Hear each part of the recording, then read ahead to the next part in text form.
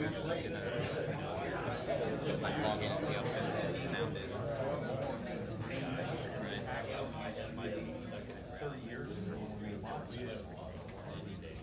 So the people, is that how you tell how many are watching?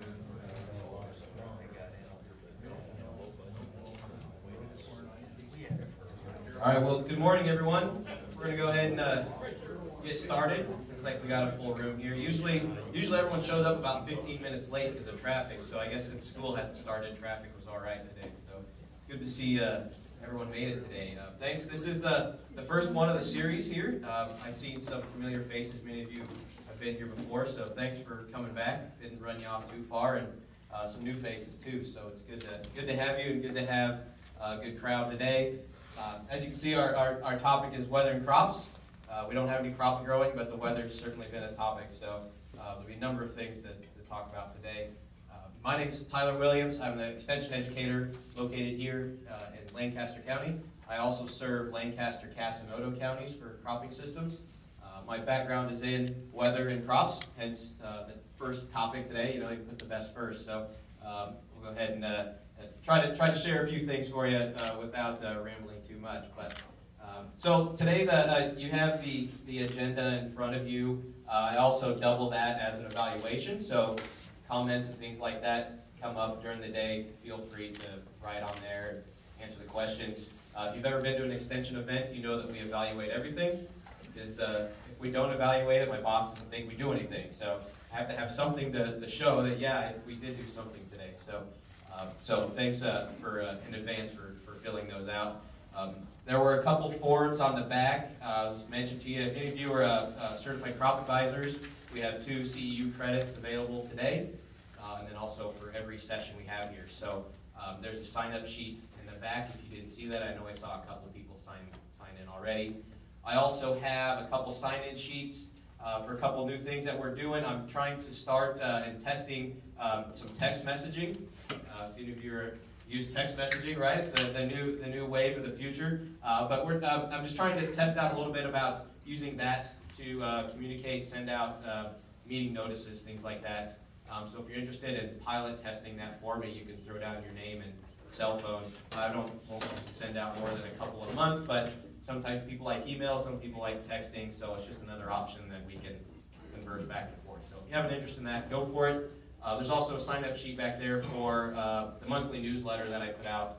It's a weather and crops newsletter, so you can sign up for that. Anyway, I should mention restrooms, if you haven't found them, they're down the hall, out the door, all the way down to the end of the hallway. There's some restrooms there. I see most everyone found the coffee and rolls. You couldn't miss that. We need to thank our sponsor today is Farm Bureau Financial Services. They help provide the money that goes to that, your nice handouts, and also you probably noticed the goodie bag, right? This isn't usual, by the way, Casey, these goodie bags. So have to introduce Casey Engle. He's with the Farm Bureau Financial Services. He'll talk a little bit here kind of in our break, but he came up from Kansas today, so welcome to the good life. It's the cold life, but it's the good life, I assure you. So So anyway, so thanks for coming. We also see our speakers on there. The first one is going to be Justin McMechan, a cropping system specialist. Then we'll also have a discussion in the middle. So we have Brian Bartonbrook from the National Weather Service. Kind of have a little discussion, anything, weather and crops you want to talk about, we'll do that. And then we'll finish up with Al Dutcher, hanging out in the back by the coffee, and a coat, he's cold, and then and myself as well. So sort of a little bit of the layout of the day. We'll take a break in the middle. If you need to step out, feel free to do that anytime. One other thing I should mention is we are live streaming today. No one will be able to see what questions you're asking, but they'll be able to hear what questions you're asking. So we'd like to at least raise your hand. I can throw a mic to you so everyone can kind of hear what the question might be. So I think we've only got a few people online, but we're trying that out to see if maybe, since we're doing it, we just want to get as many people watching as we can. I think that is all that I wanted to say, which is enough. Yeah, so again, our first speaker will be Justin McMechan. Like I say, he's a cropping system specialist. He does a lot of work in hail, and obviously some frost and other weather impacts and cover crops and things like that. So he's been around for, what, a year and a half now? Something like that. So it's good to have him. We have done quite a bit of things together. Feel free to interject anytime. I'll say that for him. If you have, I didn't ask him, but I'm sure he's fine with that.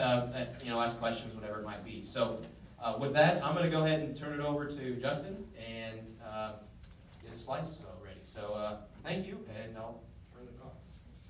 Well, good morning, everyone. Is this supposed to be allowed? Touch the button, the big button once. How's that? There you go. Yeah, I can hear myself. Well, good morning, everyone. The weather over the past few days, I'm actually from Manitoba, Canada originally, so I feel like I was home. I'm sure you guys didn't want to be where I was at, but it's been chilly.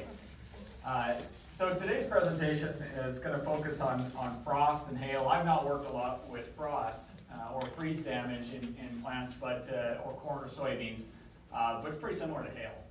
The only difference is really the temperatures that penetrate the ground in the case of corn and kill the plants outright, or soybeans a little bit different of a beast to work with. But I'll cover right at the start here. You've got the slides. There's a bit of data in there that I pulled from a few people who have done research in the past to maybe provide you some information if you run into something like this in the future.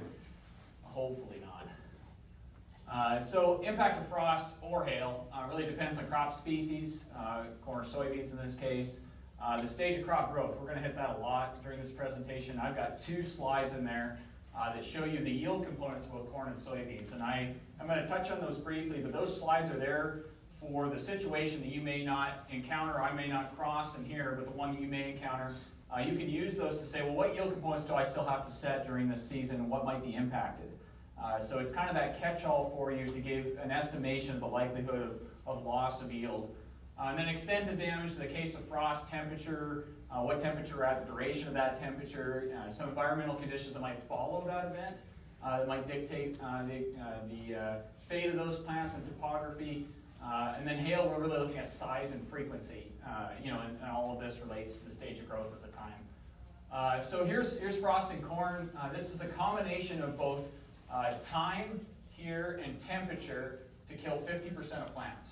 So at 48 hours, at roughly 28.5 degrees Fahrenheit, you can kill 50% of plants in corn. You can see that it takes less and less time the lower the temperature goes. And keep track of this relative to soybeans. The soybeans are going to sit right here. And things really change between 28 and 26 degrees Fahrenheit. They die outright pretty quickly. And it's because the growing point moves above the ground pretty quickly. And so they're exposed. Whereas corn, really this is talking prior to B5. Right, B6. Growing point still below the soil surface. You need enough cold temperature for a long enough period of time for that temperature to penetrate down to where that growing point is and actually kill it off. So here it only takes roughly about 2 hours at 22 degrees or 21 degrees to kill those plants. Now I explained this just briefly before, but here's this growing point. It's this mesocotyl. It's usually about 3/4 of an inch below the soil surface. And just as a note, if you're out in your field digging up plants, this seed location, this relative distance tells you your planting depth. So you can, if you've got a really short mesocotyl length, you probably planted pretty shallow. Or maybe you're planting fast, you get up and down with your seed, you can quickly tell that these 2 plants were planted at different depths. And you can see that there. And then, once we get to that V6, V5, V6, that growing point moves to the soil surface, and things change pretty dramatically in terms of cool temperatures killing those plants, or freezing temperatures. Soybeans, different beast altogether. The cotyledons are pulled to the soil surface, and with it is pulled the growing point. So once it's above the soil surface, we get cold temperatures during that period. It can definitely impact those plants. You can see that those cotyledons provide about 7 to 10 days of nutrients for that plant. You can rip them off. In fact, I'll get you guys, I didn't put it in your book so I could test you on it, but how much value these really have for these plants, you just pop them off right away. Here's soybeans, 1.5 hours. So just remember how dramatically different this is than corn in terms of the amount of time and how low the temperature has to be. But soybeans are a different beast because the temperatures before frost, this study by Hume and Jackson, covered as 60-45, so this is day-night temperatures, 68-57, and 77-66. You can see if it's warmer prior to that freezing temperature, you get far more plants dying as a result of that. So that's why we don't just say this is the temperature requirement for killing plants, because it's the predeposition to that coming in. And same case for corn, just there hasn't been a lot of studies that really address that pretty well. They kind of set one temperature. But if it's cooler for corn, it tends to handle those temperatures a little bit better. And you can see it varies by stage. So as we move from emergence through V1, you can see there's a bit of fluctuation here. It's not as apparent as it is when we lower the temperature by about 2 degrees and look at it again. Here's VE, 38%. If you got cool temperatures, and you go right up to 97, 91. See these fluctuations? It's not always consistent. Lots of things are happening. We're looking at 2 parameters in the equation, and there's plenty more going on besides that. So not always a predictable outcome on some of these. But, if you're looking at temperatures between 26 and 28, I'd be pretty worried about your soybeans. And we're only talking a short period of time. Okay, freeze risk factors. Al and those guys usually put this together. I think you guys do this every year, or have done this. Usually give a prediction of the likelihood. But this relates to your planting dates, April 25th, this end of the state when we plant. That's when we get below that 20%, around 20% probability of risk. Plant tissue doesn't freeze because there's solutes, there's salts in the actual cells themselves that prevent it from freezing, so it can go a little bit lower. But you can see die-off of the top tissue, right? So we can see top tissue death and not plant death. And so that's really important. So if you're seeing a freeze event and you go out and everything looks kind of brown, give it a couple days. Unless you drop below 26 and you're pretty sure you're stone dead. If there's any viable growing points left, you're going to have a plant emerge. And soybeans can take an absolute beating in terms of loss of vegetation prior to about V5. And there's actually National Crop Insurance Service will not indicate a yield loss or do a yield evaluation loss on those plants prior to that. They usually wait to reproductive stages. They'll do cut nodes instead. If you guys have any questions, just ask them during the presentation. Yeah? Yeah, I'm glad you said that. I was gonna wait till the end and then try to remember what I was No, gonna it's that way. But back on a previous slide, if I understand you right, the warmer it is before a freeze, the more damage to the plant. Correct. Why doesn't the soil protect the plant a little bit as the soil gives off the warmer air? Why is it the other way around? Yeah, it's so the soil is a buffer, obviously, right? Because it stores heat and can give off heat, but it's how fast this plant is growing. And it's the amount of available water between those cells relative to the solute concentration. So you got rapid growth, you got lower solute concentration. So you got a plant at greater risk of losing or freezing up. So it's kind of a contradiction between those two. So lighter soils don't store as much heat, right? You got heavy clay soils will store a lot more heat. So it's a complicated question. It's not an easy answer. Take this with a grain of salt, but use those temperatures to roughly estimate the likelihood of impact. If it's been hot coming into that, and hot, I mean spring hot, then be out there and looking at those because you're in a higher risk category. So consider these percentages not as absolutes, but as categories of risk. Does that help? Yep. Okay, management following a frost. Assessment and management of frost is very similar to hail, so I'm going to spend a lot of this presentation focusing on hail because really, if we're not outright killing the plants below the soil surface, we're really talking about above ground vegetation and managing the impacts that it's going to have on those plants. So we're looking at viable growing points on the plant. We need to wait 3 to 5 days minimum. And I say 3 to 5, I'd wait the full 5 because it's going to depend on those preceding conditions. If it's cold following that, you're going to have very slow regrowth and it may not be visible right away. But if it's warm, you may see new leaf tissue emerging within the next 3 days. In which case, I know the pressure. The pressure is, I need to replant today. I need to know today what's going to happen in the next 5 days, I can't tell you. But I know it's a big economic decision. It's well worth waiting to see what the outcome is. Leaf loss assessments, we'll hit these a little bit, especially on the corn side.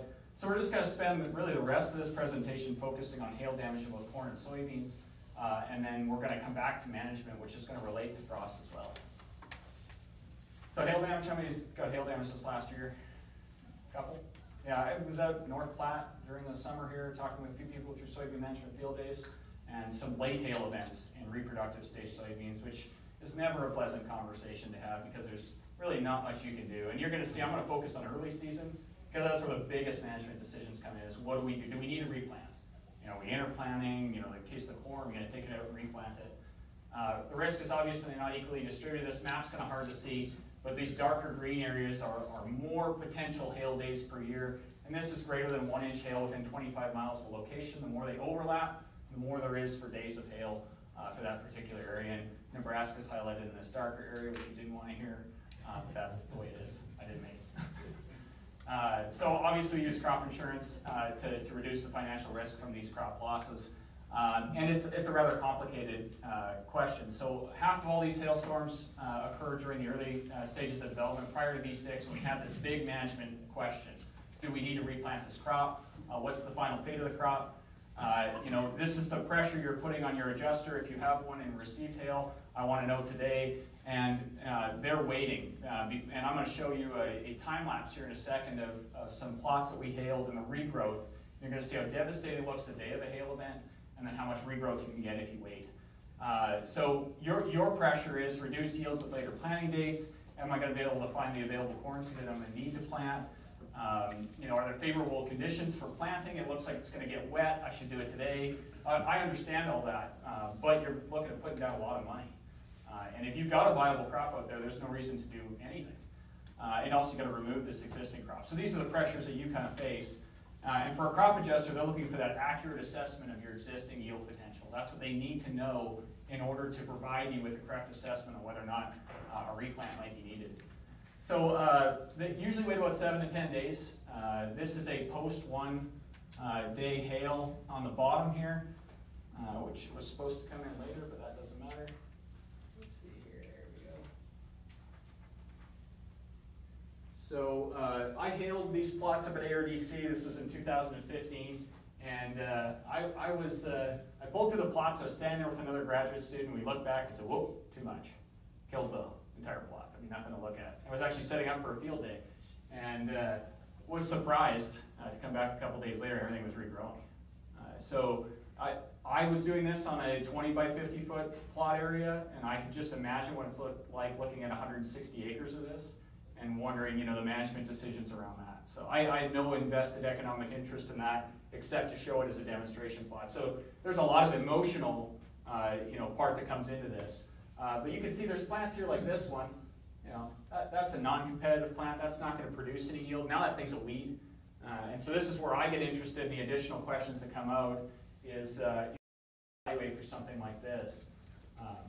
And so raptor type plants become apparent within this time frame. So I'm going to focus on a widespread hail event that occurred in 2014, then a controlled study that we did the following year using a simulated hail machine to kind of address this particular issue, a little bit about corn's response to hail. So how many of you experienced this hail event in 2014? It was a big one. It covered a large part of this half of the state.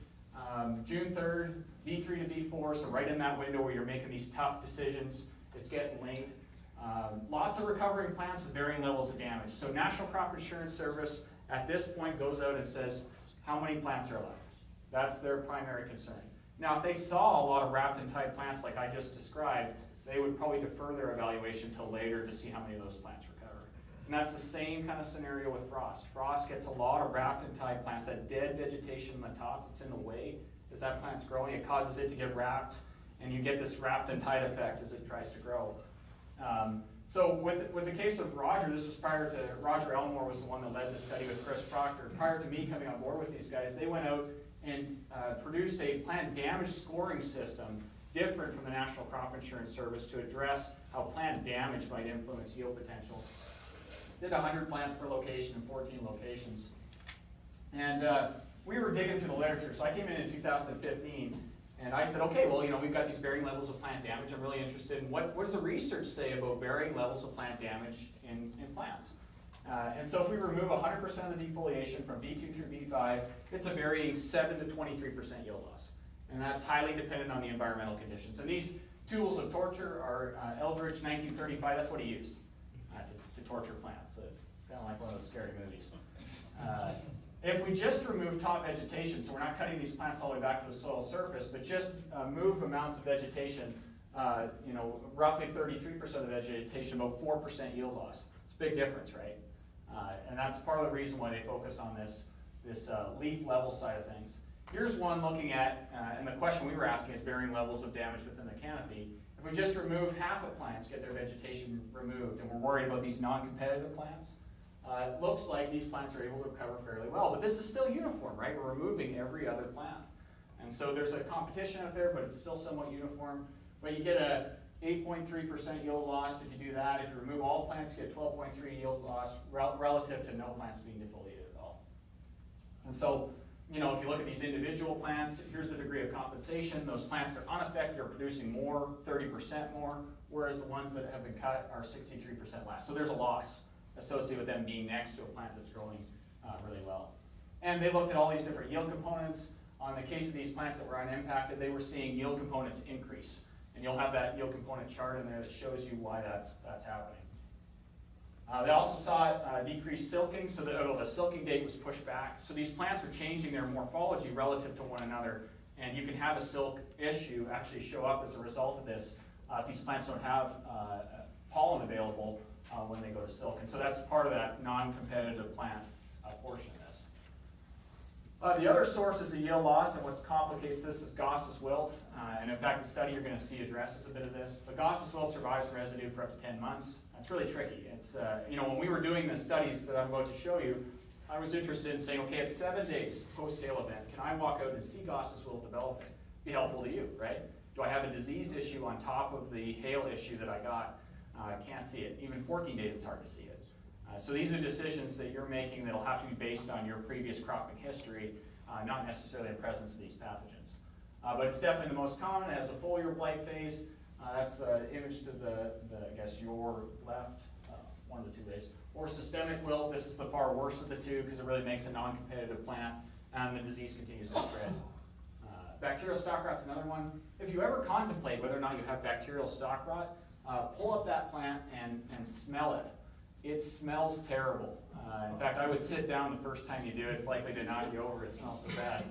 But you'll never contemplate whether or not it's bacterial stalk rot again. It's pretty nasty smelling. Okay, so they established the scoring system in 2014. Here's the damage scoring system. No damage, which they didn't have in these fields. All they had was damaged plants. So their scoring was 1. They have main stems cut, so where it was cut at ground level from a hailstone, and then regrowing at different levels. So 2 and 3 refer to the regrowth, and then all of 4s refer to tillers. And in fact, some really complicated decision. All the producers tore out their fields that had tiller development, because the way we know tillers are not very productive. And you can tell if you're ever contemplating, is this a tiller or not? Usually they grow on a bit of an angle. So regrowth of the main stem is pretty straight up and down. Others will grow on an angle. You may get multiples of the plant. And then 5, there's no plant present, it was dead. We did 4 planting dates, 2 hybrids. We wanted to see if we could use a Goss's wilt resistant hybrid to manage some of this. And so we used 2 different hybrids on that. And then we had 3 treatments, no hail, and Goss's wilt, applied to B3, B4. So we're trying to match our previous 2014 natural hail event. This is the old hail machine. I just built a new one. And hopefully we'll be using it this coming spring and summer. It has 170 kilometer per hour winds on it. It's just a GoPro camera. But what it does is it creates variation in the canopy.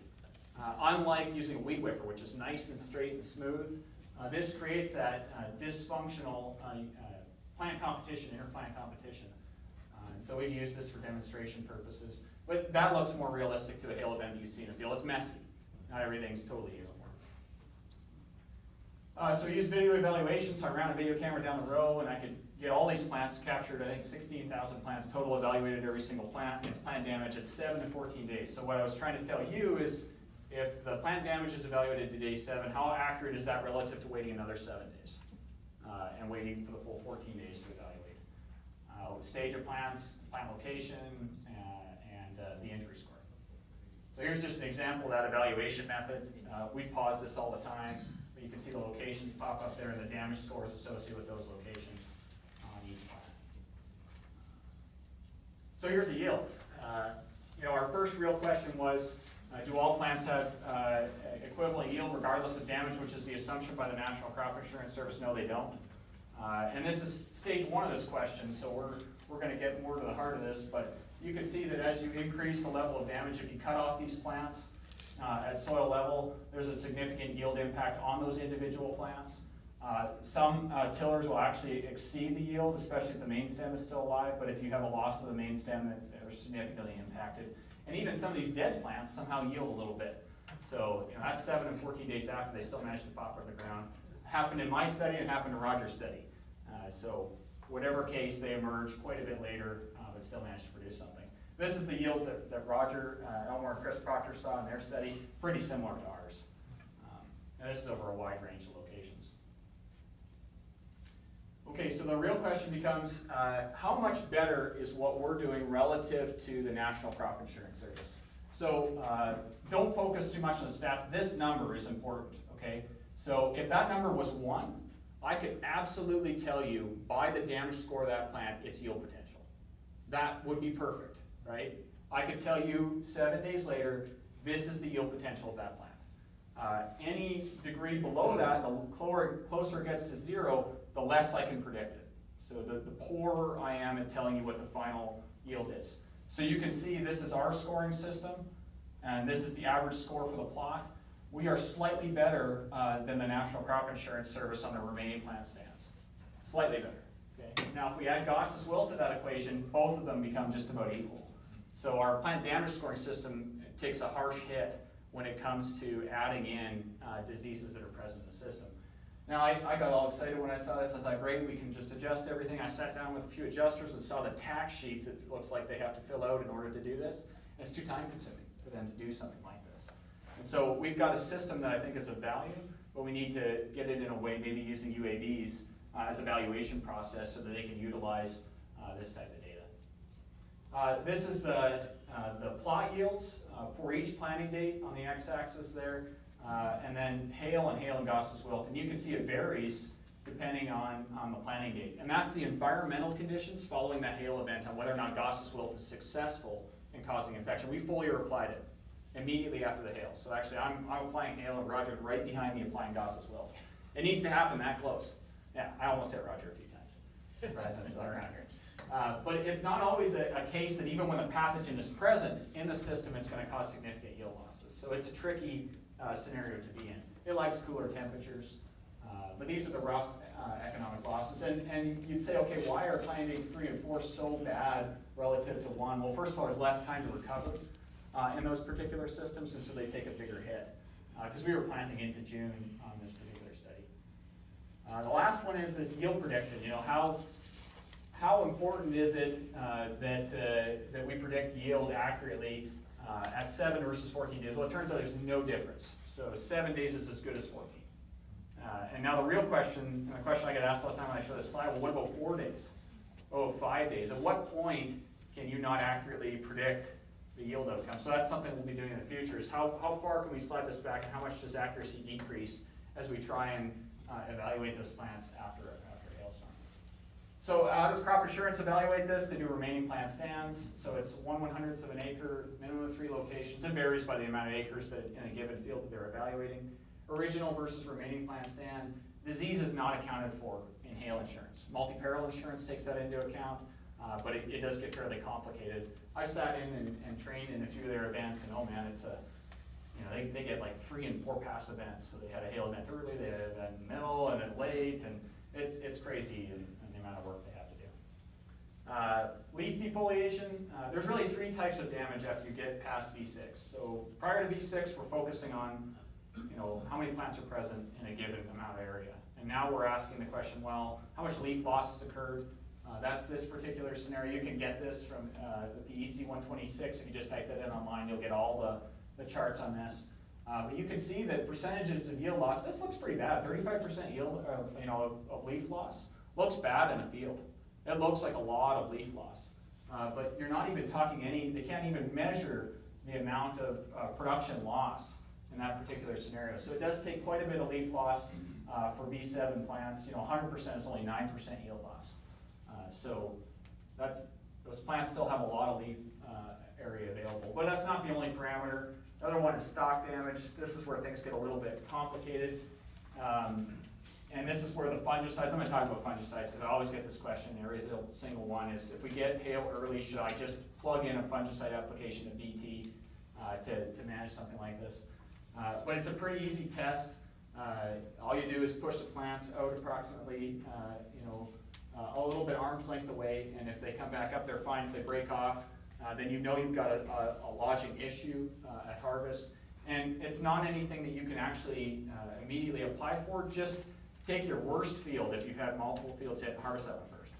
So you got the maximum number of plants standing in that field relative to the others that may have just a little bit.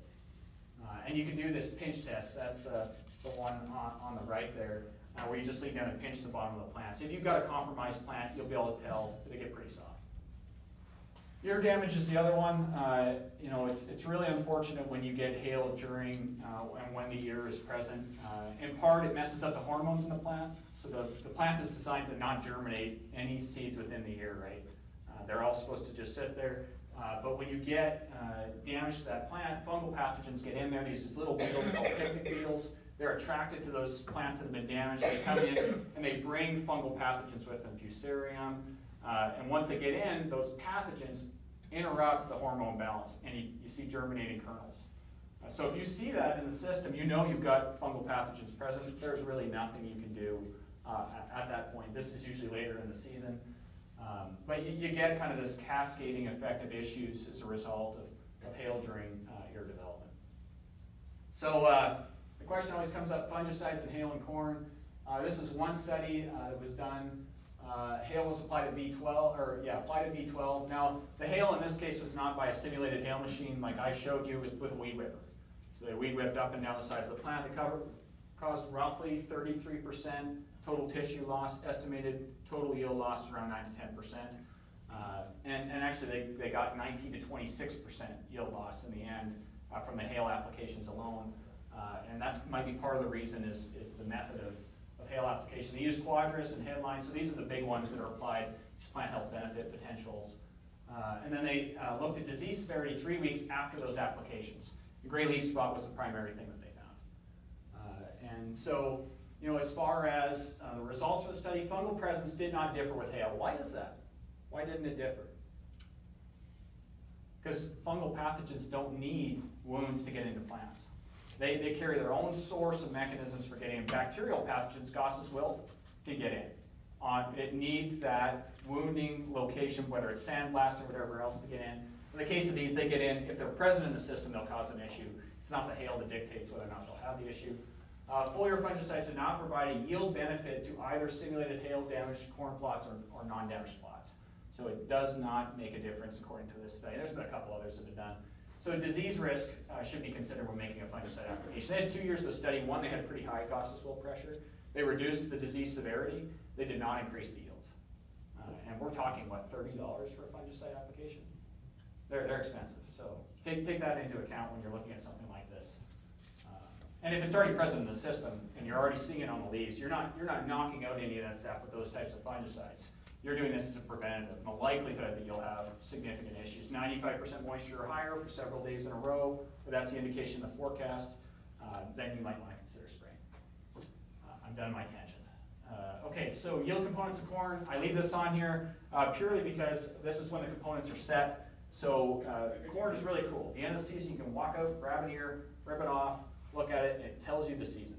It tells you all the issues that might have occurred during the season. You got significant kernels impacted, or kernel rows impacted, you had issues before V7, before the row number was determined.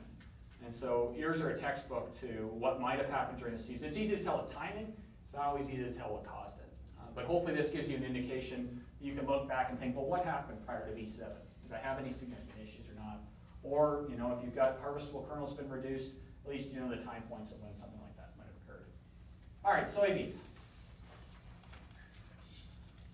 Viable growing point remaining after a hailstorm determines the likelihood of plant survival. I want you guys to raise your hands to tell me which one of these plants is alive. How many of them are alive? The first one is just to see if you're awake. So, number one, alive. All right, anybody who has their hand down is asleep. Number two, alive or dead? Alive? Okay, 3, alive. 4? Okay, 5? Yeah. Confident, who's confident? Yeah, okay. 6? Okay, 6 is dead. The rest are alive. So 6, this is our growing point right here. In fact, there's 2 axillary buds, 1 on each side. You can produce an entire plant from that. Now, hail is tricky because it can damage this part below here. And this can still be here. And that's why we have to wait on soybeans. It's not just that it's there. It can be stone dead and be that tall. So it's not necessarily a cut point. It's just a really easy way of showing it. Now, I get the question a lot is if we just remove pieces of this, how much is the yield impact? So let's just say I remove 1 cotyledon. What's the yield impact? Just one side of this. I just take this part, cut this part off. Yield impact? 0. Nope, they're all going to come up. Oh, they're not going to give me the answer. Well, it's no measurable yield loss. I can remember them off the top of my head. No measurable yield loss for this one. You cannot measure it. In the case of this one, 2 to 7%. Okay? If we go up here and we remove just one of the unifoliate leaves, maybe 10 to 23%. There's this huge range because I think those studies that were conducted, one was done in Brazil. I think the environmental conditions following that leaf removal really dictates the outcome. And so there's some unpredictable natures to that. This is the other one. It was around the same. I've talked with a few people here on campus about redoing this here and looking at variety differences to see if that might make a difference. So assessing plant stands is pretty easy. Live plants per row and 10 feet a row, number of live plants divided by the row width. You have this in front of you, so if you take this out to the field, you can multiply that by 5250. That'll tell you the total number of plants you have per acre. Anybody solid seed their soybeans? Yeah? Okay, so for you, it's the hula hoop method. You can toss a hula hoop up there. Depending on the diameter, you can look up a whole bunch of different diameters. In the case of a 33-inch diameter hoop, it's the number of live plants within that hoop. It's pretty easy to evaluate. Don't use it on the row one, because it'll mess you up. Because you can catch a little bit of an edge. Some replanting considerations for soybeans calendar date and existing plant stand. If you're mid to late May, you can tolerate a threshold all the way down to 75,000 plants. Once you get below that, might warrant at least interplanting into those fields. Mid to late June, 60,000 plants. So the number goes down as you get later and later in the season. Makes sense. Interplanting, if you're going to do a plant perpendicular to the existing stand. And then a complete replant, increase the populations by 10% to increase that pod height a little bit if you're going to be completely replanting that. Other considerations, narrow row spacing. We're really looking at canopy closure. Anybody know Jim Speck? Yeah. What does Jim Speck say about the 4th of July with soybeans? Green to the eye by the 4th of July. So, the later you're planting, or if you're replanting, you want that green to the eye. The one way you can do is by narrowing up your row spacing. Now, I'm sure you don't have like a dozen planters sitting around your farm ready to pull out there, but if you have the option, go ahead and use that to your advantage. But you can get less days to canopy closure. If you're after June 15th, you can look at reducing maturity groups, especially if you're interplanting, to try and match the maturities between those two. This gets a little bit tricky. There is some stuff on the web on this. But don't get too far out of your comfort zone with maturities for your area. We have a study going at ARDC that goes from 0.6, way out of this area, all the way through to just about 4. And so if you got questions on that, feel free to give us a call. We'll fill you in with the data that we have. The 0.6s have felt like we planted them and then we harvested them the following day. They were pretty fast. It wasn't that fast, but it was fast. So for late season damage, it's quite complicated.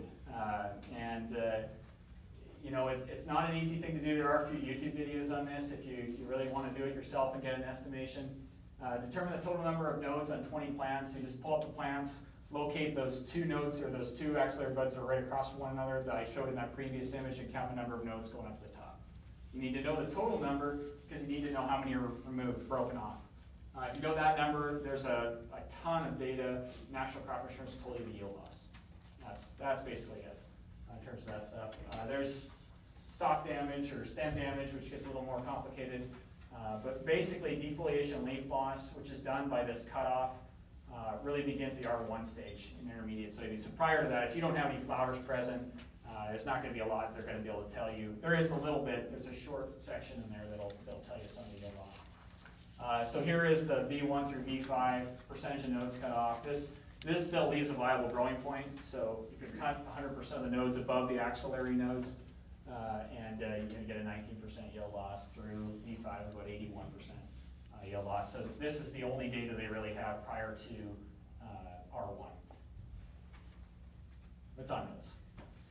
Stem damage, what about it? I mean, it's always the most ugly part, I think, when you get out. There's a lot of stem damage. What do you do about it? Well, it's not taken into account by an adjuster. They're looking at cut off or broken. Plants may be more susceptible to lodging. So this is just a field. If you've got somebody scouting the field, they're going to be out there more and more often to check it. What about fungicides or insecticides? So this is a 3-year study, 3 locations. Fungicides, same fungicides we were talking about before. The plant health benefits, they included an insecticide in this case. They did hail before at R1, so this is I can predict. Well, this one's the I can predict. They got a hail event at R1. They applied a fungicide at R3. This is roughly when we'd be applying them anyway. And then this is I can predict a hail event coming. I applied prior to it. What's the yield impact in either case? Can I influence the yield outcome by applying a fungicide? Results, significant impacts from the hail applications. Disease severity was low throughout the study. What does that tell us again? That fungal pathogens don't need damage to get into the plants. No differences in disease in the hail plots with or without a pesticide application. The conclusions, R3 fungicides provide very little yield preserving benefits. This is like a bushel, I think, half a bushel on average, not going to pay for the fungicide application. Plant wounds from hails are not required for fungal pathogens. Increase in risk of bacterial pathogens, they're not controlled by fungal or fungicides, so it's not going to control those. So really the conclusion is the same as corn. Don't base it on the hail application, base it on the likelihood of having a significant impact. And then I provide this again because this will tell you your yield impacts, so the likelihood of significant yield impacts. I had a gentleman come up to me at North Platte and he said, I got hail, I think it was R4 stage soybeans. And I said, well, you could put on a few more nodes on your stem, you could put on a few more branch nodes, you're running out of time on those. You've still got flowers that will be present in that system for a little bit of time. So yeah, there's going to be some yield out there, even if everything's been removed. But once you get to R5, game over. Because if you're losing all your stuff at that point, you're not getting any additional vegetation that's going to help that out. So hopefully that covers a bit. If you guys have questions, I'm happy to answer them. That kind of covers the basics, at least, of hail damage in corn, soybeans, and frost. Questions? Talk fast. 30 minutes. Yeah. Part of being from Canada. At least I didn't say A 5,000 times, or maybe I did. Maybe just in your old. yeah, hope. Hope about it. Okay, well, I'll be around for the morning, so if there's other questions, I'm happy to answer. Thanks. Thanks.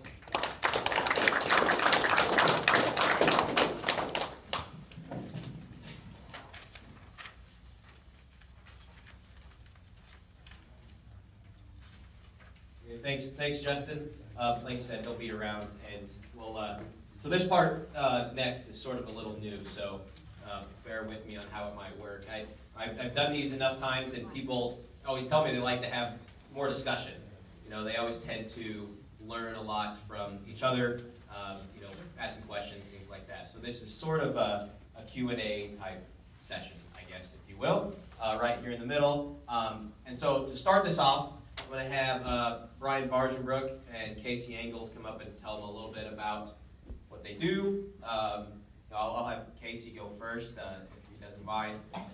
So anyways, he's coming from Farm Bureau Financial Services, and so he does a lot with some of the things that Justin alluded to with for discussion, questions, you know, topics, things like that that might come to your mind. So I'll go ahead and turn it over to Casey.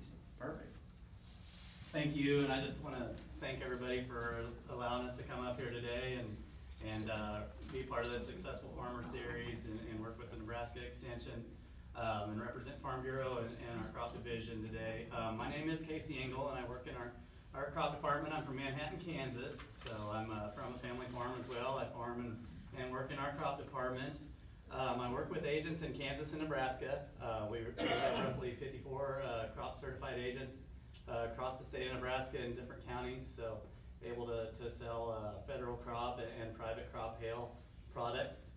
We work with a company, Rain and Hail, out of Omaha, so a very financially strong company.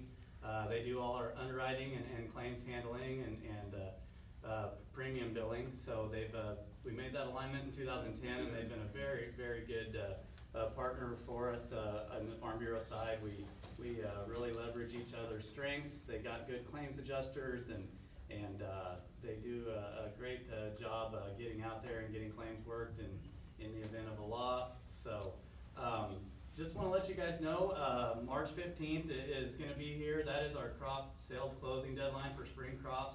So anybody interested in crop insurance on the federal side, you need to book coverage by March 15th. We want to encourage you to work with your local Farm Bureau agent if possible. With Rain and Hail, we've got good quoting systems, and they can give you the updated premiums and guarantees on your policy, and maybe look for any benefits or things that they can do to kind of reduce some costs. I know things in the farming sector right now are pretty tight, and there's some new products out there, and maybe you could work with them to possibly look at some things to take advantage of to keep those costs down on your risk management side. So hail, you can buy that anytime throughout the growing season. We prefer to get a day or two before the storm comes and wipes you out if possible, but you do have to bind coverage within 2 hours before the storm. So the earlier the better. There is some premium discounts that you can take advantage of, some early binding discounts, things of that nature if you get ahead of that and know that you want to get some hail protection on your crops. So encourage you to do that. I'll be around today. I want to thank you for letting me come up here. We provided, the crop department brought the packets. There's a couple informational handouts in the zipper part of the Farm Bureau bag, and then in the bag there's a pair of gloves and a coffee cup and some things of that nature. So just appreciate being here, and if anybody has any questions on crop insurance, I'll do my best to try to answer them today. So thank you. Yes. Well, first of all, thank you for the bags, and those of us that work with Farm Bureau, it's nice to get a little back. You bet. Yeah, we appreciate Understand. it. In your experience, it's always a question in my mind, do I do a deductible, or how much of a deductible? Have you guys done any